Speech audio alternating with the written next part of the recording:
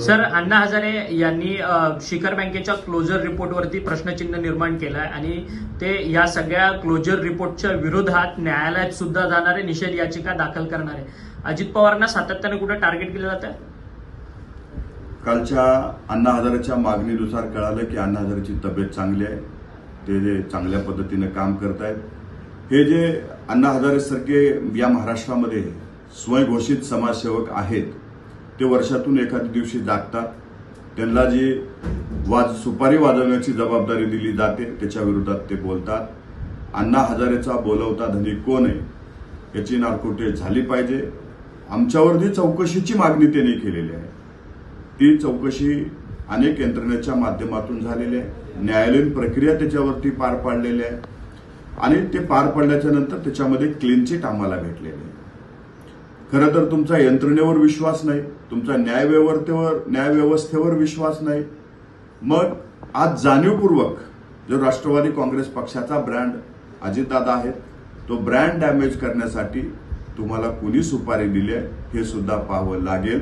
कारण वर्षातून एक दिवस जाग होऊन जाणीवपूर्वक राष्ट्रवादी काँग्रेस पक्ष आणि राष्ट्रवादीच्या नेत्याला बदनाम करणाऱ्या अनेक वर्षापासून जे कार्यरत असणारे अण्णा हजारे अचानक कसे जागे झाले हे सुद्धा पाहावं लागेल। सर, गजा मारण्यांची भेट जी आहे ती आता निलेश लंकेंनी घेतली आहे। ज्यावेळेस पार्थ पवार यांनी भेट घेतली त्यावेळेस पार्थ पवार हे टीकेचे धनी झाले होते।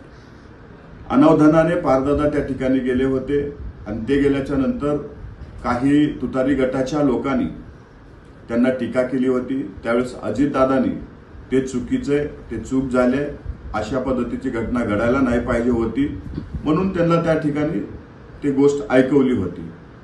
आज निलेश लंके हे गजा मारणेला भेटायला गेलेत, त्यांचा पाहुणचार पाहून माग निलेश लंकेच्या मतदारसंघामध्ये निवडणुकीच्या निकालानंतर ज्या पद्धतीच्या घटना घडल्या, जो विजयाचा उन्माद त्या ठिकाणी पाहायला भेटला, निलेश लंकेच्या अनेक कार्यकर्त्यांनी त्या ठिकाणी राष्ट्रवादी काँग्रेस पक्षाचे असतील, सुजय विखे यांचे कार्यकर्ते असतील, त्यांना ज्या पद्धतीनं मारण्यात आलं, मला वाटते निलेश लंके कदाचित त्यांना धन्यवाद म्हणण्यासाठी गेले असतील की तुमचं खूप चांगलं सहकार्य आमच्या मतदारसंघात झालं म्हणून धन्यवाद बोलायला गेले असतील असं मला वाटते। तर कालपर्यंत तुमच्या विरोधी गटात जयंत पाटील आणि रोहित पवार यांचा वाकयुद्ध संघर्ष संपूर्ण रंगत होता, परंतु काल रोहित पवारांनी थेट सांगितलं की जयंत पाटील हे अनुभवी नेते आहेत आणि ते मुख्यमंत्री पदाचे दावेदार असतील। या वक्तव्याकडे कसं पाहता? रोहित पवारांचं ते कालचं मी वक्तव्य पाहिलं, मला वाटतं रोहित पवारांचं ते वक्तव्य पाहत असताना असं वाटलं की रोहित पवारांच्या गळ्यावरती कोणीतरी सुरा ठेवलाय